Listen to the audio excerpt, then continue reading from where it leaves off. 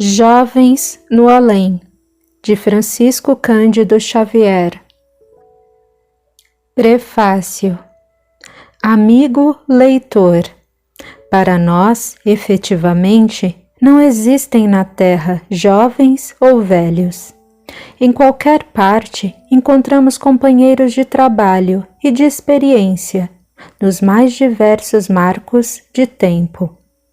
Em razão disso, tantas vezes, no mundo, somos defrontados por meninos sábios e sábios meninos. Amigos que se transferiram para as nossas vivências espirituais no verdor da força física, escreveram este livro. Formaram-no página a página, consagrando-as aos familiares e afeiçoados da terra, identificando-se de modo a informá-los com segurança. Para isso, basta às vezes quiseram empregar linguagem própria, esbatendo choques em brandas consolações, transformando surpresas em advertências, saudades em bênçãos e lágrimas em sorrisos. E as mensagens desses irmãos queridos da juventude vertem do além para a terra, não somente para os corações amados a que se vinculam, chegam igualmente em nossa direção, auxiliando-nos a escolher o melhor caminho e a pensar com acerto em qualquer ângulo espacial a que nos ajustemos, ou em qualquer faixa etária de nossa evolução. Leitor amigo, que este recipiente de sensatez e alegria, paz e renovação que te ofertamos em forma de livro, possa beneficiar-te e reconfortar-te onde quer que te encontres. São os votos do servidor que, como sempre, roga a divina providência a todos nos ilumine, sustente, fortaleça e abençoe. Emmanuel, Uberaba, 6 de julho de 1975. Apresentação. Jovem amigo. Nosso caro Emmanuel se dirigiu à estimada comunidade de todos os leitores. De nós mesmos falaremos a você em particular. Este livro é o depoimento de 4 jovens desencarnados que retornam pela mediunidade de Francisco Cândido Xavier para dizer que estão vivos. Todos faleceram recentemente. Augusto, em fevereiro de 1968. Vade, em julho de 1973. Jair, em fevereiro de 1974. Carlos Alberto, em setembro de 1974. Como você pôde observar, estão há bem pouco tempo no mundo espiritual e suas impressões da morte ainda são muito vivas, tão vivas quanto a saudade que os unem aos familiares queridos. Mas, voltado às preocupações do estudo, aos devaneios e também ao trabalho para o provimento de seus compromissos mais imediatos, você talvez pergunte: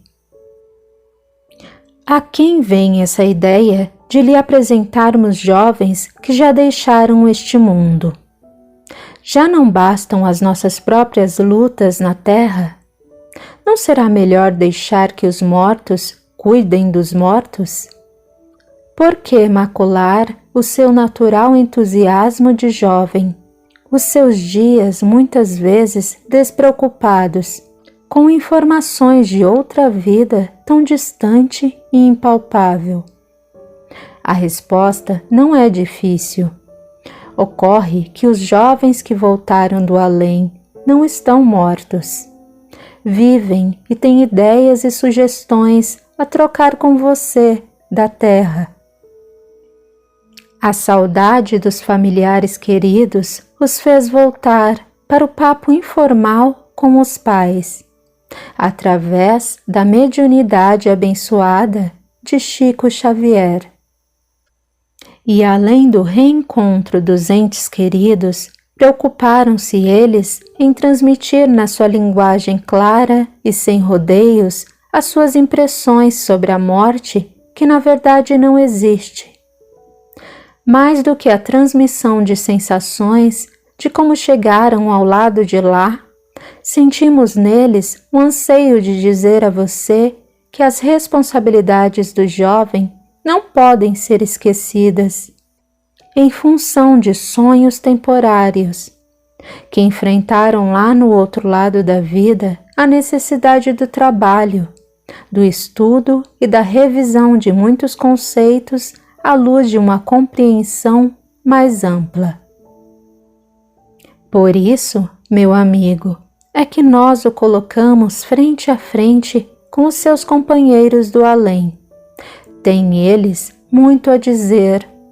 A dor da separação e a ruptura de sonhos tão gostosos lhe forjaram no coração e no cérebro uma têmpera mais firme, de molde a serem as suas palavras amadurecidas pela experiência maior que vem acumulando, desde que deixaram seus corpos nos túmulos frios dos cemitérios.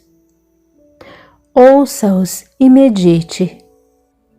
Pedimo-lhes, jovem amigo, ainda um favor. Se em seu relacionamento fácil e comunicativo você souber de pais que amargam na terra as dores da separação pela morte dos filhos queridos, procure-os para dizer que a morte não existe, que seus filhos estão muito perto deles, e como os jovens autores deste livro também lhes transmitem as suas mensagens de amor e reencontro, através dos diálogos do pensamento. Caio Ramacciotti, São Bernardo do Campo, 6 de julho de 1975. Augusto César Neto, São Paulo, 27 de setembro de 1942, Praia Grande, a 27 de fevereiro de 1968. Filho de Raul César e Yolanda César. Irmãs: Maria Otília César Toscano, casada com o Sr. Walter Toscano. Zuleika César Carvalho, casada com Dr. Antônio Celso Mesquita Carvalho. Marli César de Almeida, casada com Dr. Paulo Roberto Bourgogne de Almeida. Às 12h30 daquela terça-feira de carnaval, 27 de fevereiro de 1968, o telefone tilintou na residência da Rua Marcos Lopes, Vila Nova Conceição, em São Paulo. Preocupada com o encaminhamento do almoço, de que participariam as filhas e o então único genro, desataviada, alegre, Dona Yolanda César não deu atenção ao telefonema que lhe iria mudar radicalmente o curso da vida nos anos seguintes.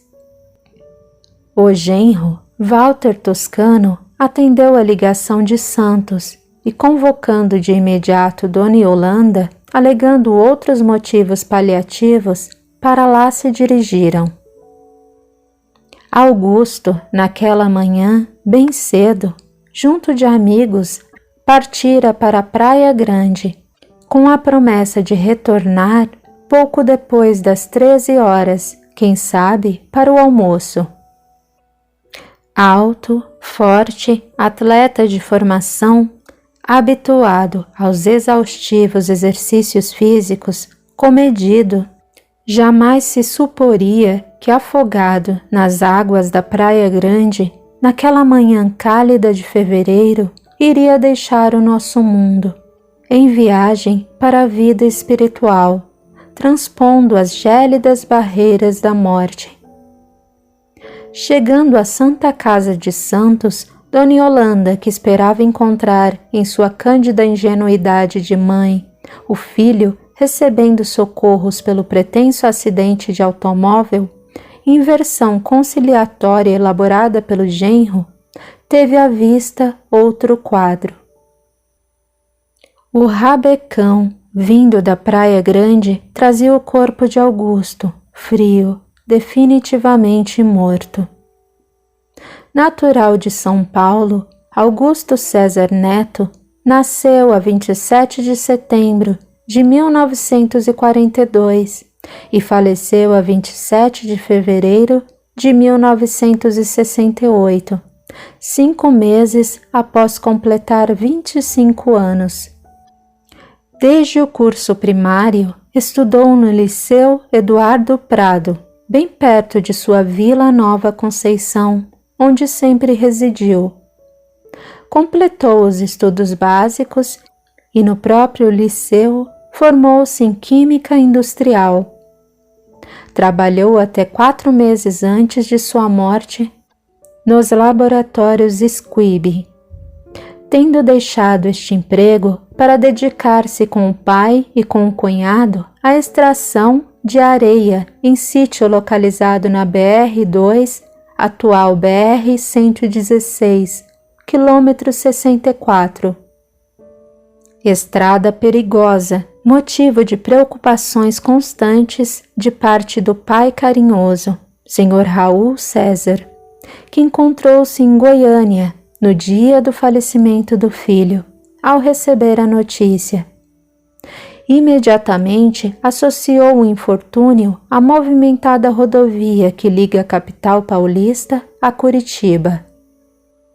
Muito alegre, sem maiores preocupações além do trabalho exaustivo e do convívio familiar intenso, como de hábito na família brasileira, Augusto era esportista de nomeada, com participação efetiva nas atividades do Clube IP, a tradicional agremiação do Ibirapuera. Sua morte mereceu dos amigos do IP uma página tão candente, assinada na revista do clube por Camilo Guimarães, que reproduziremos a seguir as últimas palavras do articulista. Março chegou de novo. O campeonato vai começar. Os times se formaram e nenhum de nós aprovou o seu contrato, referindo-se ao Augusto. Com o Senhor dos espaços infinitos, pois sabemos que você jogará num gol de estrelas, defendendo com segurança as nossas lembranças, segurando com firmeza os pênaltis de nossa saudade. Augusto César Neto, até quando? Até sempre. Adeus. Após o sepultamento na quarta-feira de cinzas, a família se voltou para uma nova realidade. A dor, o luto, a tristeza imensa fecharam as portas daquela casa dantes alegre e jovial, para que os amigos e vizinhos não pudessem ver os olhos sempre úmidos de Dona Yolanda, o desespero do Sr. Raul e a angústia das filhas que, quais pássaros desorientados, procuravam, engolindo as lágrimas, devolver aos pais um pouco de alento e reconforto. Sendo católicos absolutamente distantes de qualquer informação a respeito do espiritismo, sem conhecer Francisco Cândido Xavier, como chegaram a Uberaba 4 meses mais tarde, para o primeiro contato com o querido médium que lhes descortinaria um panorama novo, construindo para aqueles pais desesperados uma estrada firme, assentada na certeza absoluta da sobrevivência do espírito. Como a família César chegou até Chico Xavier. Sem o Augusto, começaram no lar os intermináveis monólogos com as sombras, as longas insônias que tranquilizantes e hipnóticos não conseguiam debelar. Amigos se aproximaram da família, buscando de toda sorte atenuar os duros padecimentos.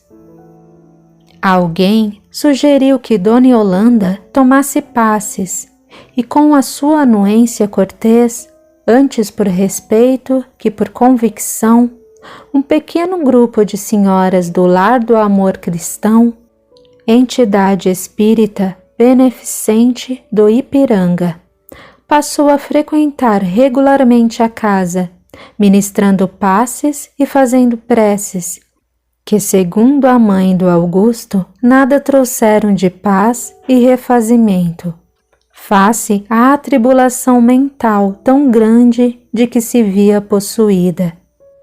Aos poucos, com a natural amizade decorrente das reuniões, a dirigente do grupo, senhora Acácia Maciel Caçanha, sugeriu ao casal que fosse até Chico Xavier. Quem sabe o querido Chico poderia dar-lhes uma palavra de alento e esperança. 4 a 5 meses após a morte de Augusto, o senhor Raul e a dona Yolanda, num sábado pela manhã, chegam a Uberaba. Terminava uma reunião matinal com a presença de companheiros de outras cidades, e num contato brevíssimo, apenas puderam dizer ao Chico que sofriam muito com a perda recente de um filho. Chico lhes pediu que voltassem para a reunião pública da noite, quando então poderiam conversar um pouco. No reencontro da noite, entre o atendimento de imensa fila de companheiros, amigos e, sobretudo, de pessoas desconhecidas que o procuravam, Chico Xavier disse a Dona Yolanda, sem mesmo saber o nome do filho morto, que era um pouco cedo para notícias do Augusto, mas que ela se tranquilizasse que ele estava bem no plano espiritual, sendo assistido pelo seu avô Augusto.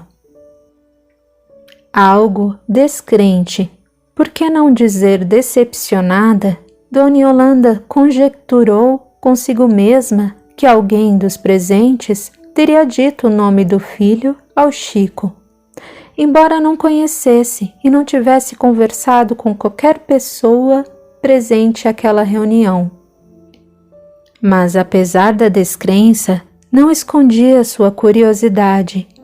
Como adivinhara o Chico o nome do filho e do avô? E como sabia que o avô Augusto estava desencarnado? Ao término das tarefas da noite, Chico voltou a conversar com Dona Yolanda e disse-lhe que ficara preocupado com a sua descrença, mas o Augusto lhe mandava dizer que ele era mesmo o seu Augusto e o Augustinho dos outros familiares. No lar, apenas Dona Yolanda e uma das filhas chamavam o filho por Augusto, a despeito dos outros todos o tratarem por Augustinho. De posse dessas curiosas revelações, o casal passou a visitar regularmente o Chico, fazendo o mesmo todos os meses. E nessa rotina de visitas, 4 anos se passaram até que surgisse a primeira mensagem psicografada. Conotação importante é observarmos quão variável é o período decorrente entre o falecimento e a primeira comunicação dos jovens autores espirituais deste livro.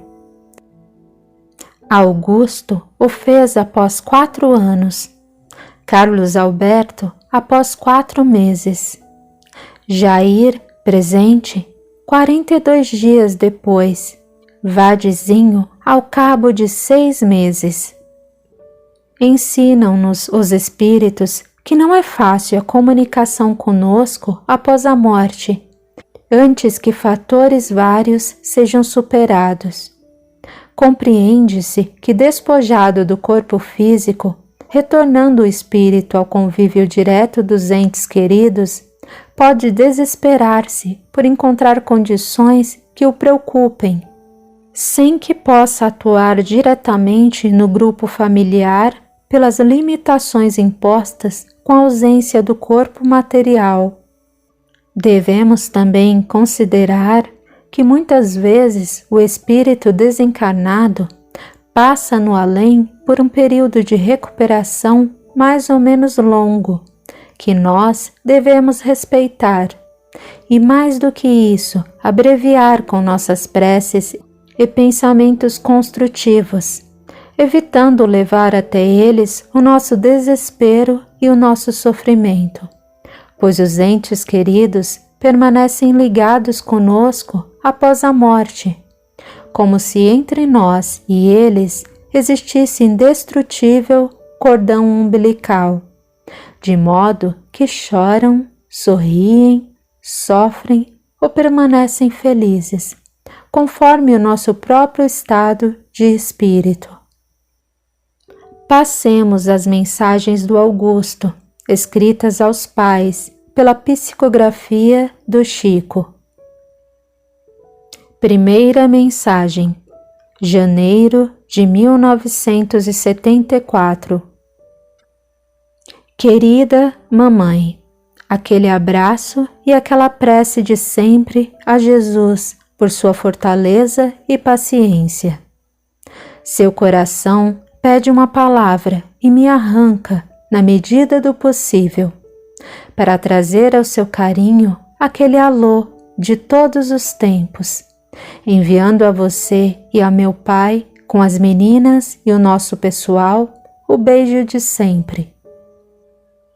Estou fazendo força e melhorando. Hoje, uma lição, amanhã, a experiência inesperada, e a gente vai indo. Parece que estamos todos de mãos dadas, subindo a montanha. De quando em quando, um de nós parece despencar de cima. O companheiro tropeça, rola e se fere um bocado. Mas a turma aguenta e o caldo se levanta a fim de seguir para a frente. Não podia ser de outro modo. E o pessoal daqui é a cópia melhorada do grupo terrestre. Ou melhor, mãezinha, aí no mundo somos a cópia piorada da equipe que segura a caminhada do lado de cá. É muita gente mesmo, tanto de nossa parte quanto da parte dos colaterais. Mas é isso. Sigamos com otimismo a fé viva em Deus. O ponto para ser alcançado é a felicidade de todos. Fale a Maria Otília para se alegrar. Tudo vai bem com ela e com o Walter. Tratamento do corpo é necessidade, imposição da vida. Devem atender a isso. Mas a maternidade com ela vai sendo muito bem amparada. O amigo que veio e voltou precisa refazer-se. Essa é a verdade. Não posso bancar a criança, dando uma de abelhudo. Mas o tempo dirá quem é esse generoso amigo que procura voltar pelos braços dela com as mãos firmes do nosso Walter. Zuleika está sob forte auxílio, mas não deve descuidar-se. A ela e ao Celso, a Maria Otília e ao Walter, a Marli e ao Paulo, o meu carinho de sempre. Nosso pessoal por aí costuma tratar a gente por mortos. Isso às vezes me dificulta o intercâmbio. Mas com a experiência da vida, tudo vai melhorando. Mãezinha, diga ao meu pai que a vida é luta. Luta da pesada, para perdermos os pesos que nos afastam da espiritualidade superior. Rogo a Ele não chorar ao ler esta carta. Da vez passada, quase que entrei em grande aperto com as lágrimas do pessoal. Quando minhas pobres notícias foram abertas, fiquei tão emocionado com o carinho de meu pai, molhando o papel com o pranto forte. Felizmente, mamãe, o seu coração, embora golpeado de saudade, estava firme. E quando as lágrimas brilhavam nos seus olhos, lembro-me de que você procurava fixar meu retrato, fazendo força para alegrar-se. Tudo vai passando. Aqui está a nossa Cássia. Nosso grupo é uma família de paz e amor, com serviço e realização, chamando-nos a testes incessantes. Do que puderem fazer no terreno do bem, façam. O que puderem suportar com paciência, suportem. Aqui é o que a gente fez de si mesmo. Pelo que fez aos outros ou pelos outros é o que vale. Nossa oficina de modelagem espiritual está funcionando. Todos podemos transformar-nos, construindo em nós mãos de paz se espalharmos a paz, verbos de luz se cultivarmos a luz em nossas palavras, pés de alegria se soubermos caminhar no rumo do bem, olhos e ouvidos de bênçãos se nos dispusermos a abençoar sempre. Paro aqui. Este assunto de citação é pesado para o seu filho. Aluno que não deu a lição não pode ensinar. Mãezinha, tio Casimiro está bem, e nossa irmã Teresa, a quem devemos tanto carinho, prossegue feliz, embora com a saudade extravasando em forma de lágrimas. Nosso Godói vem recebendo muito amparo e vamos caminhando. Agradeço o seu carinho em favor das crianças. É a verdade, mamãe. Trabalhando é que se progride. Auxiliando é que a gente se auxilia. Dar é a forma de receber.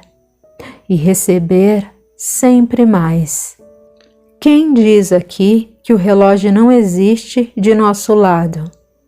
Lembranças explodem e as palavras querem tomar forma no lápis, mas o nosso caro Dr. Bezerra me diz calmo: agora, meu filho, já chega.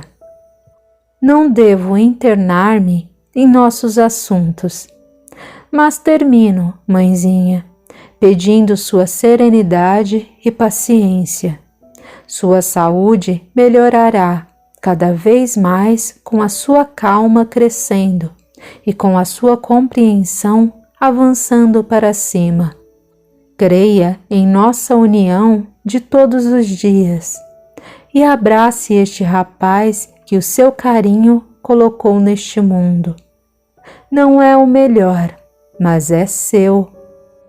Não chegou a ser o que a sua ternura esperava, mas é seu amor. Companheiro de seus passos tanto quanto é para o nosso caro amigo de todas as horas, o nosso herói e meu querido pai, o sócio e o companheiro de trabalho e de luta. Peço às meninas que não me exijam o nome do pessoal miúdo nesta carta. Seria uma fila acrescida dos nomes de todos aqueles que amamos. Querida mãezinha, a mensagem está pronta, mas a saudade é um problema que não foi resolvido. Entretanto, estamos felizes. Temos fé e esperança, e isso é muito no tempo que é de Deus. No amor com que nos amamos, muito carinho e aquele beijo do seu filho. Augusto. Comentários. Para situar o leitor amigo na mensagem, vamos acompanhá-la de breves elucidações, obedecendo a sua sequência cronológica. Em essência, encontramos a preocupação da família, entrecortada de ponderações oportunas. Aliás, o próprio Augusto se trai nessas ponderações ao lembrar que o aluno que não deu a lição não pode ensinar. De fato, segundo sua mãe, quando na terra, não era grande a sua preocupação religiosa. Católico, esporádicas vezes frequentava o culto, mas denotava respeitosa religiosidade. Não obstante, mas ligado como jovem ao estudo, aos entretenimentos, ao namoro e ao trabalho. Contudo, compreendamos que a desencarnação fez o seu espírito retomar conhecimentos que nos são intrínsecos.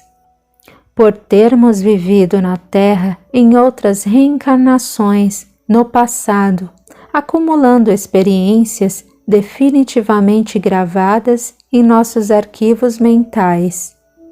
Vejamos a mensagem. Colaterais refere-se aos outros espíritas presentes à reunião.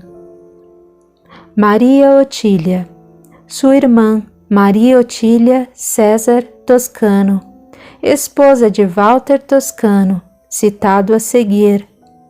Referindo-se à irmã, Augusto procura alentá-la de problemas que enfrentou com o insucesso de 2 gestações interrompidas. Adiante, Augusto diz à irmã que o amigo que veio e voltou precisa refazer-se, referindo-se ao espírito cuja tentativa de reencarnar não foi levada a termo por 2 vezes consecutivas. Zuleika, outra irmã de Augusto, em estágio avançado de gestação. Daí dizer o Augusto estar ela sob forte auxílio, mas deve descuidar-se. Os nomes citados se referem a Zuleika César Carvalho e seu marido, o Dr. Antônio Celso Mesquita de Carvalho, Marli César de Almeida e o esposo Dr. Paulo Roberto Borgogni de Almeida, residentes na capital paulista. Augusto refere-se à mensagem anterior de sua autoria, também psicografada pelo Chico, recebida em 3 de fevereiro de 1973, um ano antes da mensagem que estudamos. O leitor encontrará a citada página no livro Entre Duas Vidas, de Francisco Cândido Xavier e Elias Barbosa. Conta-nos Dona Yolanda que o senhor Raul César, ao ler a mensagem em casa, pois não fora a uberaba daquela feita, não pôde conter o pranto convulsivo, enquanto que ela realmente procurava fixar o retrato do filho, que se destaca na sala de visitas da residência. Certamente, em espírito, o Augusto consolava o pai em pranto e a mãe em prece, naquele reencontro no próprio lar. Acácia Maciel Caçanha, a abnegada amiga que sugeriu a Dona Yolanda que fosse até o Chico após a morte do Augusto. Nosso grupo. Trata-se do Lar do Amor Cristão, instituição que Dona Yolanda, fortalecida pela consolação espírita, passou a frequentar. Tio Casimiro César Carlos, falecido alguns meses antes. Irmã Teresa, vizinha de Dona Yolanda, Teresa Mota Godoy, desencarnada em 28 de setembro de 1973. Nosso Godoy é seu marido, Boanerges Bueno Godoy. Comovida com as consolações recebidas, Dona Yolanda, renovada espiritualmente, passou a dedicar-se ao socorro de crianças necessitadas. Daí a menção do filho. Doutor Bezerra, personalidade conhecida nos meios espíritas, o doutor Adolfo Bezerra de Menezes, viveu no Rio de Janeiro no século passado, destacando-se como médico e político, sendo também um dos grandes batalhadores da doutrina espírita em terras brasileiras. Desencarnou em 1900. Aqui se faz presente o espírito alegre e brincalhão de Augusto. Assim se expressa, porque na mensagem anterior, psicografada em fevereiro de 1973 e citada neste comentário, as irmãs estranharam o fato de Augusto lhes não mencionar o nome, reclamando, mesmo jocosamente, com a mãe.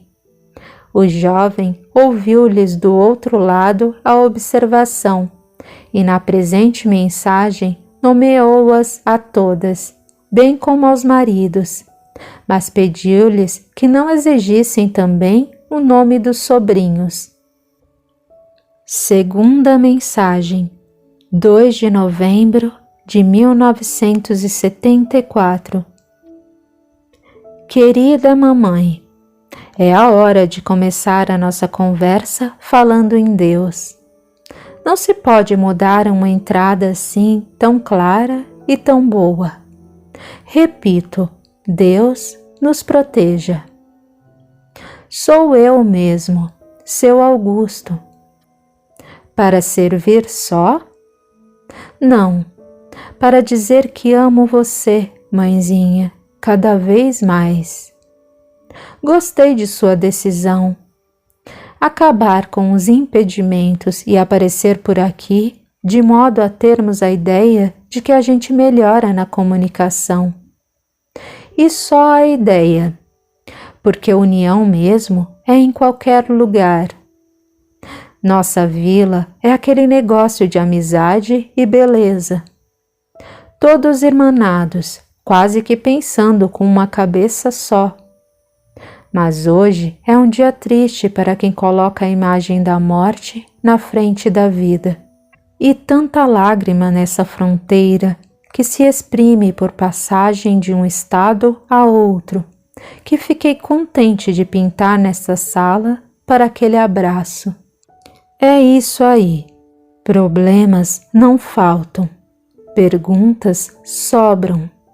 E a saudade parece 7 pontas de punhal retalhando a alma, principalmente quando gritam aí por nós, como se estivéssemos mortos e encalcados na terra, sem recurso de alteração. Graças a Deus, não estamos nessa. A onda para nós é confiança e amor. Amor que não muda e confiança em que Deus é a base firme. Agradeço, mamãe, por tudo. Compreendo. Sei que o seu carinho queria e não queria a mensagem de hoje. Queria porque a falta que sentimos uns dos outros é uma espécie de doença crônica, sem tranquilizante que aguente. E ao mesmo tempo você não esperava por mim, porque desejava que as nossas amigas recolhessem palavras dos filhos que vieram também para cá, assim como acontece a tantos de nós. Temos, porém, aqui diversos companheiros, uma curriola de moços, como diria o Jair, presente, meu colega de incursão hidráulica, Entretanto, não sei se as mágoas do dia de hoje estão virando nuvens grossas de pensamentos amargos em torno da rapaziada. O certo é que fui considerado veterano para rasgar os obstáculos e dizer qualquer coisa, por eles e por mim. O Cristiano e o Gabriel estão realmente aqui, lembrando pássaros ansiosos de pouso. Pouso no coração dos pais, que é sempre para nós um ninho de socorro infalível. Entretanto, não puderam reorganizar forças e enfileirar pensamentos para sustentar o lápis nesse bailado das letras a que me vou habituando. Ainda assim, recomendam a este pobre estafeta da vida espiritual para transmitir-lhes as lembranças e os agradecimentos. Ambos sorriem e choram ao mesmo tempo. É aquela emoção de calouros da nossa estrada, contentes por se verem na memória dos pais queridos e encucados no regime de carência afetiva a que nos submetemos. Enfim, a situação é esta mesmo. Ninguém pode alterar o inalterável. E para transformar o que deve ser transformado em coisas que fogem ao nosso bedelho, qual acontece com a vida e com a morte, só Deus consegue modificar o que consideramos como coisa necessitada de mudança.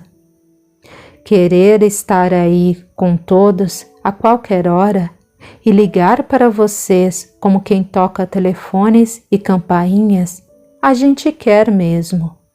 No entanto, é preciso esperar e esperar. É preciso, parece, fatalidade. É preciso nascer e é preciso morrer. É preciso lutar por melhoria e é preciso melhorar sempre. Sequência de imposições benéficas que a pessoa agradece, porque não há saída melhor para estes assuntos e casos de evolução. Mas não se impressionem com isto, não. Continuem auxiliando a gente com um pensamento de paz e amor. Isso é importante. Qualquer cara por aqui tem necessidade disso. Não é fácil esquecer o que ficou para trás. Somos alunos felizes, porque nos achamos resignados e contentes na escola da vida diferente a que fomos trazidos. Contudo, somos ainda presos, muito presos ao carinho de vocês. Falo aqui, mãezinha, a todos os presentes. A indesejada vai chegando e ataca de gigante, colhendo pessoas aqui e ali, deitando-as e levando-as ao mesmo tempo.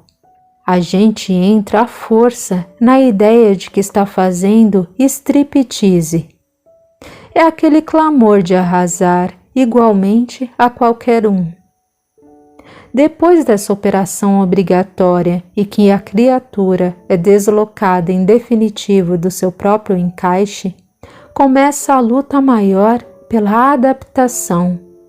Vocês, aí, fazendo força para nos reencontrar, e nós, daqui, arrebentando energia para dar para vocês a certeza de que ninguém morre. Mas tudo deve estar certo. Eu não posso andar invocado com problemas que não são para mim. Falo em saudade. Falem outros com explicações. Dou, porém, uma voz à saudade e com ela peço a coragem de que não devemos estar desligados a fim de vencer a chuva parada de nossas indagações molhadas de lágrimas e prosseguir para frente, dando duro no melhor por fazer. Você, mãezinha, leve ao meu pai o carinho de sempre e fique animada. corpo terrestre é máquina de costura em mãos de alfaiate, enxada nas braças do lavrador. Qualquer coisa de precioso que se deve conservar. A senhora tem que segurar o apito por muito tempo ainda, e por isso deve dar uma revisada na saúde física, a fim de sabermos qual é o melhor remédio para a enquadração no equilíbrio das forças. É preciso, outra vez é preciso, viver a vida tanto quanto seja possível na terra, para que se retire o máximo da escola do mundo. Às vezes encontro você matutando coisas. Será? Não será? Tenho ainda muito tempo no mundo? O seu pensamento me busca longe e eu fico mais perto de você para auxiliar as suas ideias no reajuste. Viver, sim, mãezinha, e viver feliz, como o figurino recomenda. Otília, Zuca, Marli e a meninada estão chamando. Papai é nosso, um gigante de trabalho e de bondade, a pedir sempre mais atividade para ser mais útil. E nós não podemos ir para o brejo do desânimo. Com os nossos de casa temos nossos amigos e eles todos formam hoje uma família só, em nosso favor. Sigamos para alto, que para alto é que a gente se manda com segurança, mas isso tem que ser devagar, pouco a pouco. A subida será por deveres cumpridos e por bênçãos do amor ao próximo. O melhor negócio é trabalhar com todos os necessitados do caminho, por sócios ativos em nossas dividendos, por menores que sejam. Mãezinha, hoje é um dia de aniversário geral, todos lembrados nos 2 planos da vida. Muito grato por sua presença com os nossos laços do coração nas preces de hoje. Convertam vocês aí as flores das homenagens em apoio aos que sofrem mais que nós mesmos. Teremos 3 benefícios juntos. Pouparemos flores em seus ninhos de origem, cooperaremos em favor de irmãos matriculados na penúria inesperada e prestaremos serviços a nós mesmos, porque, como se vê na prece famosa, é dando que se recebe. Mãezinha, continuemos dando ao papai todo aquele apoio. Diga a ele que não estou ausente, cada vez mais em casa, para melhorar-me aprendendo amor e dedicação com todos vocês. Agora é aquele beijo do filho reconhecido, a carta pronta, as datas lembradas, aniversários em dias e avisos colocados entre nós para dizer que não há sinal vermelho nas estradas de nossa fé. Agora é me arrancar para outras tarefas, não para outras ligações que não as tenham maiores do que a nossa. Deixamos, companheiros e eu, muito carinho e muitas lembranças para os nossos amigos presentes. Quanto a nós 2, querida mamãe, é aquele mundo de flores do coração que entrego em seus braços. Flores de ternura e de gratidão. Desculpe seu filho pela pobreza. Tudo o que tenho de melhor é o seu amor e o amor dos nossos. Com esse amor, peço aceite o seu rapaz que você criou com tantos mimos e que não aprendeu a criar mimo algum para o seu carinho. Mas sei que você, querida mamãe, não quer tanto a que eu lhe pudesse trazer com as mãos repletas, e sim, espero o amor, acima de tudo, o nosso amor, que trago nas mãos vazias. São vazias? Nós dois sabemos que não. Essas mãos, as mãos que Deus me concedeu, me trazem para o seu coração. Sim, sou eu mesmo. Abrace-me. Estou com muitas saudades, embora sem desespero. Quero você, mãezinha, estar com você e com meu pai, e dar-lhes a certeza de que estou vivo. Recebam todo o meu agradecimento em meu amor inalterável, e abençoe seu filho, sempre mais seu. E tudo de mais belo que espero sempre é a sua bênção. Com todo o meu coração entrego a você, mamãe, aquele abraço do seu, sempre seu, Augusto. Comentários. Eivada de revelações do total desconhecimento de Chico Xavier, temos a sensação nesta mensagem, como de resto nas outras todas, de que Augusto, acompanhando sua mãe no próprio lar e na intimidade de seus pensamentos, foi recolhendo as impressões recônditas, as preocupações e os anseios, para através de Chico, pela psicografia, devolver-lhe ao coração materno as respostas correspondentes. Por exemplo, sentiu as dificuldades que enfrentou o coração materno do dia de finados, ao trocar a visita ao túmulo do filho no cemitério, junto de outros familiares, pela viagem a Uberaba. Anotou também a prece súplica de Dona Yolanda, quando junto de duas mães profundamente abaladas pela perda recente de seus filhos, Cristiano e Gabriel, rogou a Jesus que, se fosse possível, a despeito do desejo de receber mais uma mensagem de Augusto, que um dos dois jovens se comunicasse em seu lugar, para consolo de suas mães. Em seu convívio espiritual com a genitora, Augusto surpreende ainda o abatimento físico, aconselhando os cuidados médicos e lhe suplica para não dar pouso em seu espírito a doenças fantasmas. Dona Yolanda passou alguns meses alimentando a ideia de que se via prestes a morrer, pois se julgara muito doente. E Augusto, em sua mensagem, insiste: é preciso viver a vida tanto quanto seja possível na terra, para que se retire o máximo da escola do mundo. Às vezes encontro você matutando coisas.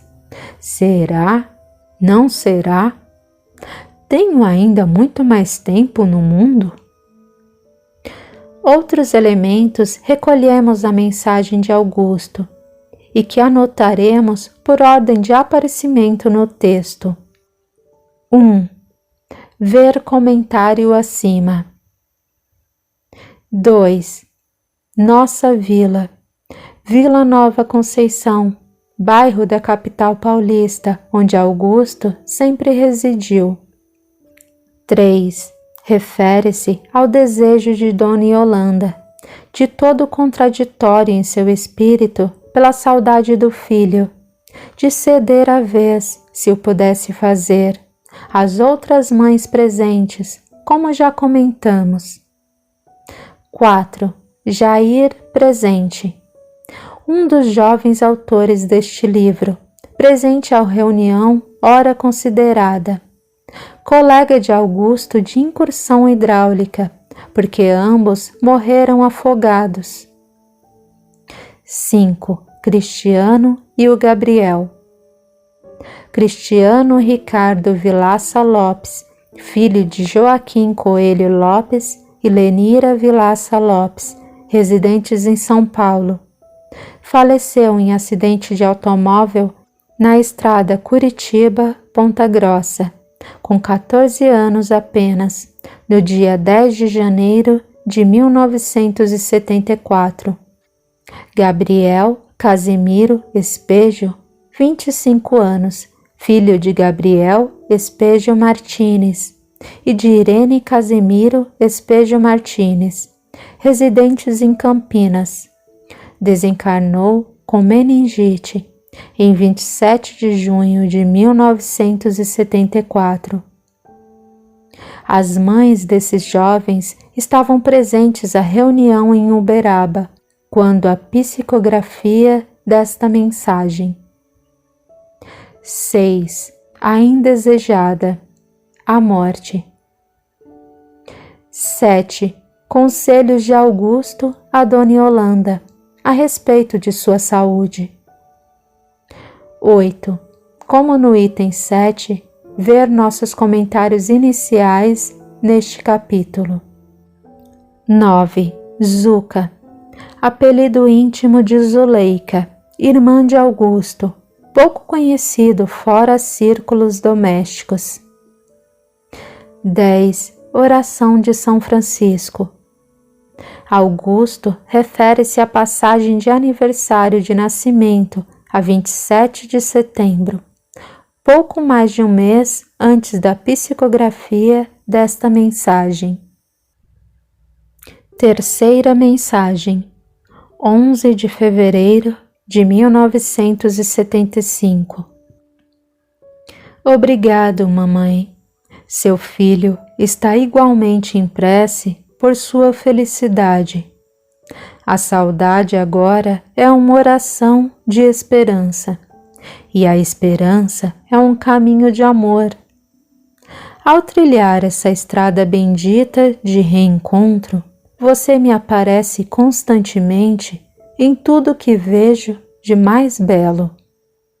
Melodias que me alcançam lembram suas cantigas de embalar, e flores que afago trazem à memória o seu carinho. No regaço das mães que contemplamos, à cabeceira dos filhos, sinto de novo o calor de sua ternura.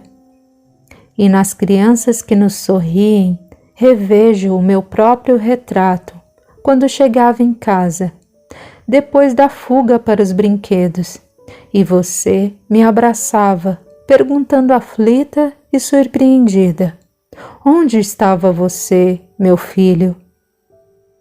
Tanta inquietação pela ausência de minutos, como que nos contava alguma coisa da separação que viria depois, e das nuvens de saudade em que tatearíamos, chorando na busca incessante de um coração para o outro. Deus, porém, já dissipou todas as sombras, e as nossas lágrimas assemelham-se hoje ao orvalho do amanhecer. Tudo é luz, confiança, alegria e trabalho anunciando vida nova. Neste dia diferente em que nos encontramos de alma para alma, tenho a impressão de ver a terra como sendo imenso jardim, onde todas as mães brilham, quais estrelas que ofuscassem o próprio sol. Vejo-as todas, todas são mensageiras do céu clareando o mundo. Volto-me, no entanto, para o seu colo. Imagino-me novamente criança e olhando para o alto. Em minha oração de jubiloso agradecimento, digo sem palavras, com todas as forças do coração: meu Deus, de todas as mães na terra, aquela que me deste é, com certeza, a mais linda. Augusto. Comentários. A terça-feira de carnaval traz a Dona Yolanda um turbilhão de reminiscências ligadas à trágica morte de seu filho. Por isso, nesse poema em prosa, vemos o coração do filho envolvê-la com palavras caridosas, num cântico maravilhoso em homenagem às mães. Recordamos de uma história infantil em que, ao procurar a mãezinha perdida, o filho pequeno, sem maiores recursos para caracterizá-la, simplesmente a define como a mãe mais bonita do mundo. E Augusto, lembrando que mãe é atributo do espírito de mulher, sempre nobre, transbordando seu significado a qualquer limitação social, encerra sua prece-poema dizendo: Meu Deus, de todas as mães na terra, aquela que me deste é com certeza a mais linda. Na noite em que Francisco Cândido Xavier recebeu esta mensagem, horas antes, alguns amigos presentes, entre os quais Dona Yolanda, foram acompanhar o querido médium a uma visita a famílias paupérrimas de um bairro afastado em Uberaba. Ali, durante a visita, as crianças presentes, aglutinadas em uma pequena bandinha, cantaram uma canção em homenagem a Dona Yolanda. Augusto, presente em espírito, anotou as homenagens e em suas mensagens refere-se ao fato, dizendo: Melodias que me alcançam lembram cantigas de ninar. Quarta mensagem, 21 de abril de 1975. Paquerei o mundo, procurando o ouro do céu, e caminhei, curtindo maravilhas. Achei meu pai, o amigão que me pôs pra jambrar. Guardei pra mim uma gente bacana chamada família e mandei a bola pra frente. Saquei amizades que me colocaram nas jogadas e me ensinaram a sacudir a carola, tirando sarros. Peguei uma nota comprida e gastei grana uma barbaridade. Adorei máquinas lindas e ouvi ninfas geniais quase entrando pelos canos da vidração. Aprendi a sair bem de grudes e zebras, de confas e pintas bravas. Bati papos badalados na crista da marola, mas quando o conta viela se mandou para cima de mim, empacotando o meu corpo num tremendo barato de praia, é que achei o tesouro do céu que eu procurava. O coração de minha mãe, porque o coração da minha mãe é um pedaço de Deus. Augusto. Comentários. Paquerei o mundo procurando o ouro do céu. Nesta mensagem, vazada em gíria objetiva e bem colocada, Augusto se dirige aos jovens do mundo, fazendo um pequeno resumo de sua passagem pela terra.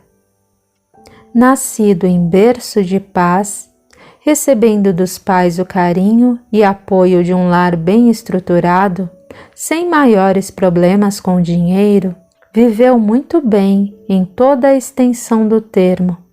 O fascinante mundo dos jovens não lhe foi vedado, até que o conta-vida se mandou para cima dele. No idioma característico dos jovens, Augusto definiu o drama que enfrentamos no mundo, sem a compreensão de seus verdadeiros valores. Somos frágeis e, sem a mensagem da vida eterna que Jesus nos trouxe, corremos o risco de, surpreendidos pela morte prematura, chegar do lado de lá, ainda à procura de tesouros de Deus, quando aqui mesmo os podemos encontrar, se entendermos as nossas responsabilidades e o papel que nos é destinado nas lutas planetárias. Meditemos sobre essa autobiografia do Augusto. Quinta mensagem, 19 de maio de 1975. Meu caro Flávio, prezado amigo Duda e outros primos, Deus nos inspire a conversa em casa. Papo informal querendo aproximação. É muita gente esperando por nós com vestido de anjo, e muitos ficam abilolados quando percebem que somos aqueles mesmos rapazes frajolas de pouca roupa. Não corram de nós e fiquem na meditada com nossas madres. Quando pintei por aqui, julguei que iria pendurar as chuteiras, e o que achei foi os esculachos do lesco-lesco. O negócio é isso. Acordei birutado e tive de organizar muitas daquelas de puxação com gente de bem para ver a melhora. Perguntaram qual era o meu plá. Olhem para mim. Fiquei naquela de agitado. Depois dei o clarão e parti para outras. Era preciso sair do clá de cadeira e comecei a mudança. Por isso, cupinchas meus, venho até vocês para dizer que não encontrei super pai nem tutumém. Fiz minha observada e vi todo mundo no basquete. Procurei meu lugar, dando início a coisas diferentes. Pega daqui, pega dali, dureza para burro e vida nova. Caso vocês queiram fornecer para mim aquela escutada de irmãos, não fiquem no mais para lá do que para cá. Esqueçam traçados e goiabinhas. Tiro a esmos e bocas quentes. Comeretes e beberetes servem só para fajutar. Não acreditem que eu esteja fazendo cafonalha ou anotando aqui alguma de Nostradamus. Nem estou também com os macacos. O negócio é que não há caras mortos. O pessoal e as patotas, os grupinhos e as turmas estão aqui. Ninguém sobe dando guinadas de foguetes, nem os astronautas, porque os astronautas foram obrigados a voltar para manjar forças novas. Estamos como éramos e ainda somos, procurando caminhos de renovar. Vocês aí se estiram nas camas cada noite e morrem um pouco na mágica do sono, e levantam-se cada manhã com o mesmo cenário, um céu muito azul quando está sem nuvens, convidando a pensar e se chumbar no chão para dar o serviço. Nós aqui despertamos fitando um céu muito azul, chamando para cima. Entretanto, somos atraídos para baixo, a fim de trabalharmos em favor das cucas, especialmente dos amigos que ainda moram aí, nas furnas do solo. O difícil é que temos o dever de plantar novas ideias nas cucas de que falo, como se fôssemos horticultores, cultivando plantas de Deus nesses vasos vivos. Temos, porém, tantos grilos no pensamento que não é fácil desengrilar as ideias dos outros. Vocês não fiquem parados aí, quando estamos entregando a vocês tantas palas. Entrar no batente do bem aos que se esforçam por um mundo melhor para não entrarmos em canas. Por aqui, pitongueiros é o que não falta. Visitamos juntos os irmãos separados em grades e aqueles outros que esperam a felicidade brotar para ter alegria. Crianças vimos pedindo, com os olhos, braços que as sustentem, e muitas mães enxergamos como se fossem nossas escravas, embalando os que estão nascendo para o futuro. Primos e amigos, larguemos copos e copas bocas de sombra e redes mansas, e coloquemos nossas mãos nessa construção de paz e amor. Ninguém nasce feliz, ninguém nasce sábio. Tudo é produto de esforço que nos cabe guiar para o melhor em auxílio a todos. Para frente com o programa de melhoradas corretas. Somos aqui uma turma que engrossa a corrente. Grupo de paz e amor, formado pelos que se cansaram de canja e água refrigerada. Permitem os professores que se fale como nos entendemos, mas sem fofocagem e sem pornô.